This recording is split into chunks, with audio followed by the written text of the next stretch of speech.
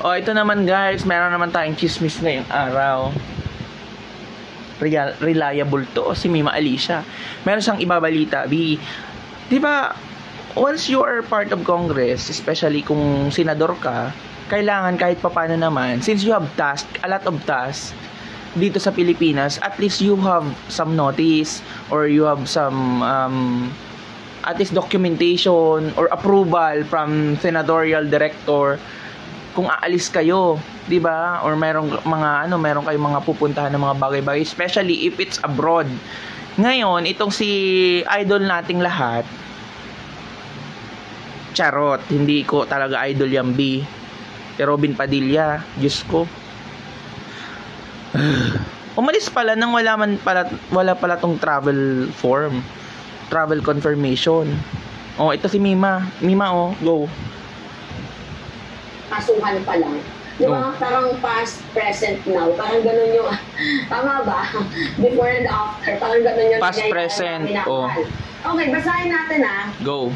Sabi dito sa balita, kinumpirma ng Senate Director of Protocol Service na wala silang inilabas na Travel Authority or TA kay Senator Padilla na nasa the Netherlands.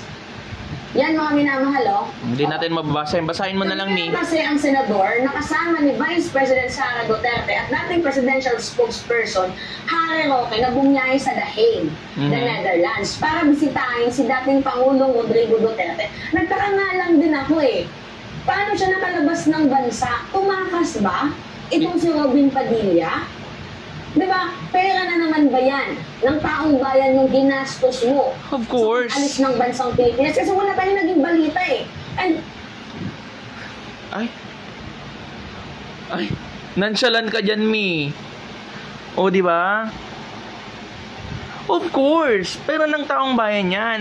Regardless if pera ng taong bayan or sarili niyang pera, he has to have travel authority talaga. Kasi, if I'm not mistaken, hindi mo naman yung concern Your concern is for Philippines. Diba? And, meron ng mga tasks, and meron ng mga bagay, meron ng mga obligation, yung associated sa ganyang concern. Kasi, kahit pa paano, Pinoy si former president, syempre na mag-aalaga sa kanya or magbibigay ng mga dapat ibigay, di ba? Si Sara Duterte, maiintindihan ko pa kasi kahit papaano anak. Pero kahit kahit hindi pa naman, di ba, na detain si former president, wala naman ang nagagawa si Sara. Ano pa bang ina-achieve niyan? Hindi ko nga alam nag-exist pa ang OVP. Di ba? Sobrang abala yung ginawa nila sa Pilipinas. Tapos sabihin nila kung hindi sila pinukusan at ang daming mas tiwali daw sa anong mas dami, kayo na yung nangunguna. Diba, sa time ni former Vice President Leni Robredo, ang ganda ng COA ratings nila. Walang halong pandaraya, diba? Pero kayo, wala man lang explanation. You are no longer doing your job. Ikaw, si Robin Padilla, diba, na topic natin ngayon. Yan kaya pala nung pinilapitan ka nung si Miss Gretchen Ho. Diba?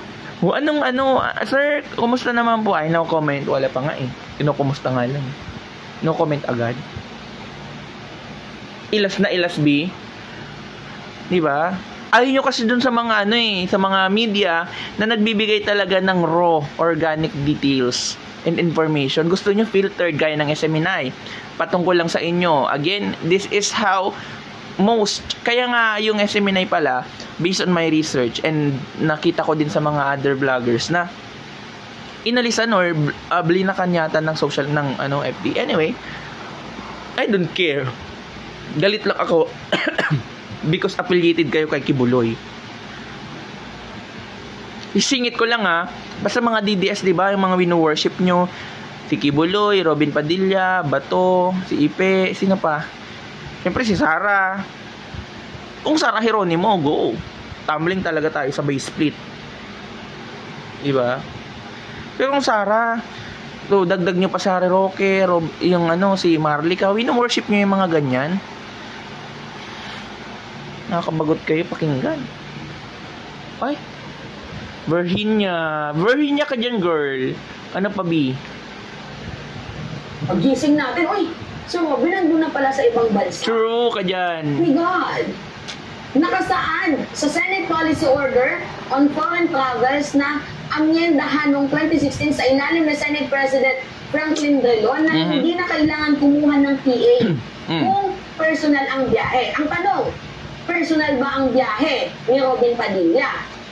Okay, to be fair naman, siguro personal yun sa kanila kasi personal support yung pinapakita niya kay Duterte. So, it's not going to be a very big deal. Pero para sa akin, you have a task and hindi naman kasi maapektuhan yung presensya mo, yung operation dyan.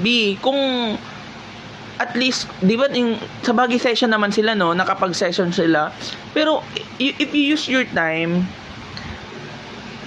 not fitting the robes for Sara Duterte, but going there and supporting former president, hindi naman namin kayo matotally blame.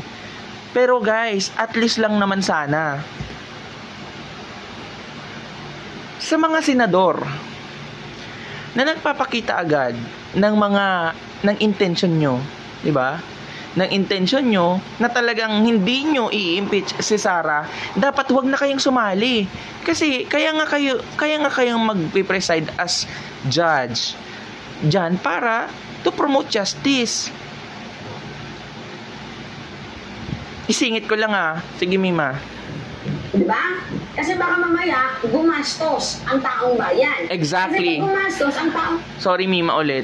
Diyan talaga tayo magkakatalo-talo. Kasi kung personal, you have to make sure that's all yours, diba? Your expense. Malalaman natin, hindi pala. Gaya ng mga travel orders nung hearing nila Sara, yung sino-sino yung mga nandun? Yung mga niya, mga DDS cult, mga kultong nandun. Di ba? Ano pa, B? Bayan, hindi kasi mga minamahal Ang alam ko, pag isang government employee, kailangan mo talaga ng travel authority. Pero kung personal yung biyahe mo, dapat patunayan mo sa amin na yung ginastos mo ay personal din na pera. Kaso kung ang problema na ito... Pero sa part na ito, baby girl, Mima, sa part na ito, kung si Robin Padilla talagang dapat maging basyahan na to Siguro ang magiging conclusion na lang natin to, gagawan talaga nila ng paraan yan, B. Maipamukha lang na sarili nilang pera yung ginastos nila. But that doesn't set aside the fact na Robin, meron ka namang obligasyon dito, B. Ang gagawa-gawa mo dyan. May mga task kayo sa Pilipinas. Meron ba si Duterteng mga bagay na makakadamay ka? Is it the time for us to think of it? Ano ba yung mga bagay na pwede makadamay ka? Issue na naman. Gigigil na naman ako. Pagbibigyan kita dito, B. Robin Padilla, because I know what you can do. Kung mga DDS kayo, kaya nyong gawa ng paraan yan. Diba? Pero dapat meron kayo talaga pa rin travel authority. Pero ano nga naman ilalagay sa travel authority once inapprove yan? Mas lalo lang talaga ding mag-aaksaya ng mga bagay-bagay.